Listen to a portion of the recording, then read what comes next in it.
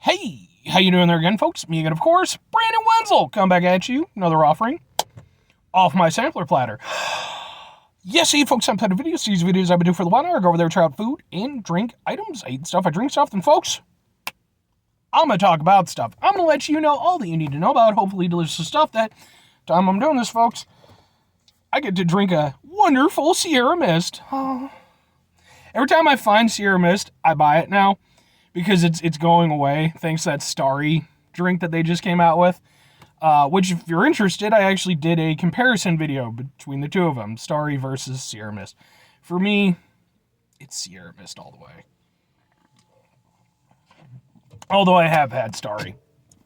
Subsequently, it's grown on me a tad, but definitely still pale imitation to the Sierra Mist. Anyway, format of the show is super simple. I'm going to go over there. I'm going to try some stuff out for you. I'm going to let you know how it is and all that good stuff. Whilst I'm doing so, inside the truck, and I'm wearing a cool shirt. Folks, when I wear cool shirts, I like to highlight the cool shirt.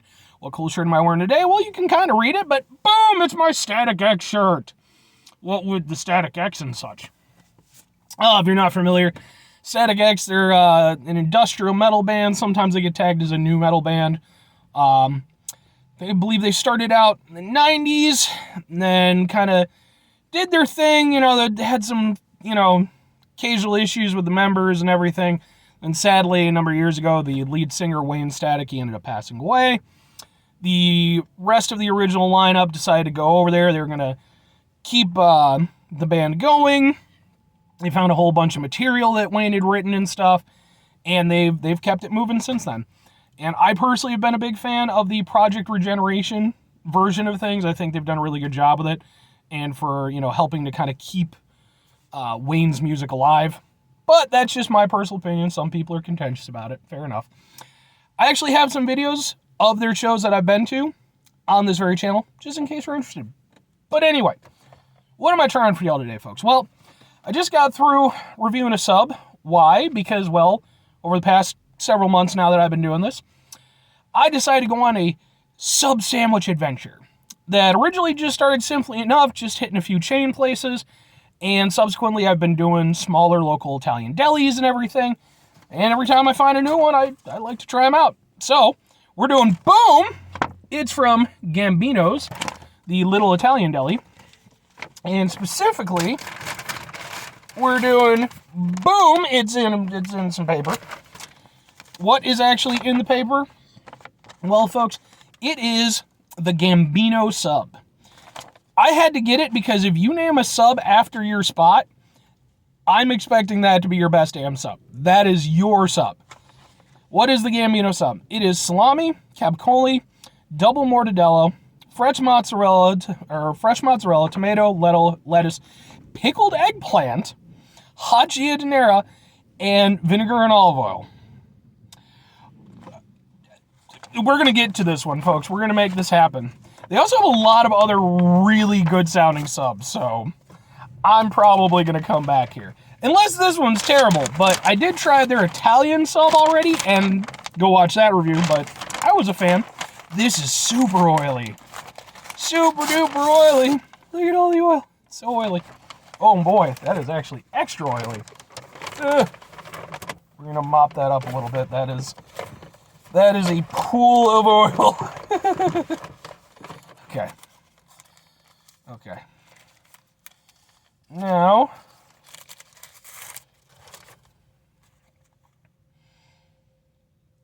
random dude. Guy came out of the restaurant, I guess to have a smoke or something. Just decided to be weird and look at me. So, here's a sandwich. That's a pretty good looking sandwich. I like that looking sandwich. Let's get some napkins. Man, this one's gonna be messy. I'm super hopeful for this. Super hopeful. Let's give it a go.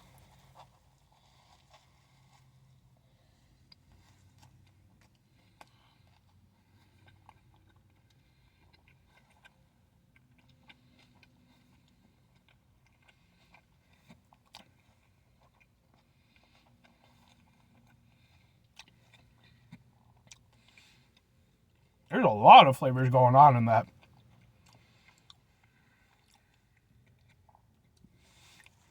Okay.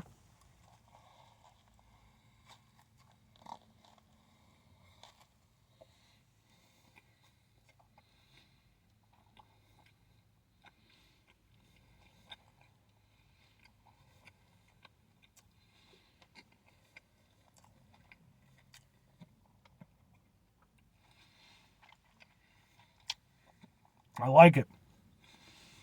I'm a fan.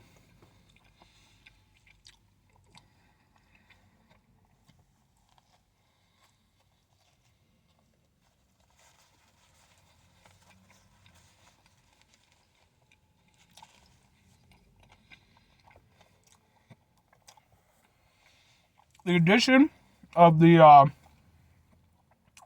Gia De Niro is nice. It gives it some extra texture and a little extra warmth, while also providing a decent amount of flavor. If you're not familiar, Gia De Niro, it's like, I don't know how to describe it. I guess it's like peppers and stuff, but like it's a thing. I think it's kind of a Chicago thing. We definitely put it on a lot of stuff, but it's really good. And yeah, I like that it adds the texture it does. I like that it adds the heat. It's not an extreme amount of heat, but it's, it gives a little extra pepper to it. I like that. The eggplant aspect is interesting because on the one hand, it offers sort of like a creamy, almost sort of neutralizing kind of element to it that sort of plays well against the Gia De Niro. But then it's also got the pickled aspect to it. So you do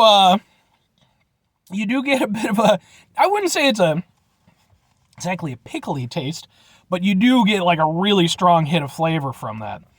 The meats are definitely doing what they can to keep up with the rest of the flavor, and they're doing an admirable job. They're not being washed out.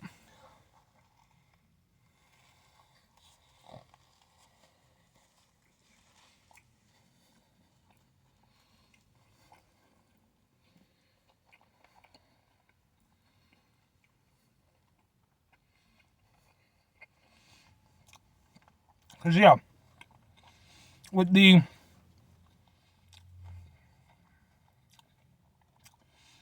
oh man, it's so many flavors.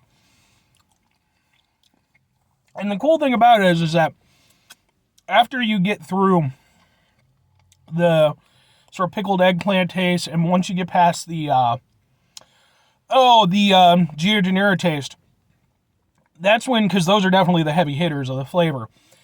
After those start to dial down, that's when you just get the lovely Italian deli meats.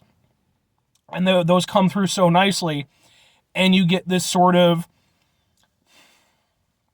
I don't want to call it, I guess like an undercurrent of like the Gia De Niro and everything. Like the flavor is still there, but now it's faded back enough that the meats and the bread can really shine through. I like this a lot. Like,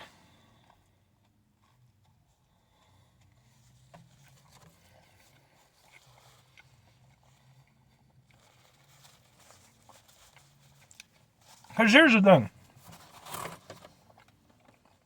With the Italian sub, the thing I love about it is the beauty and its simplicity. It's not anything outrageous.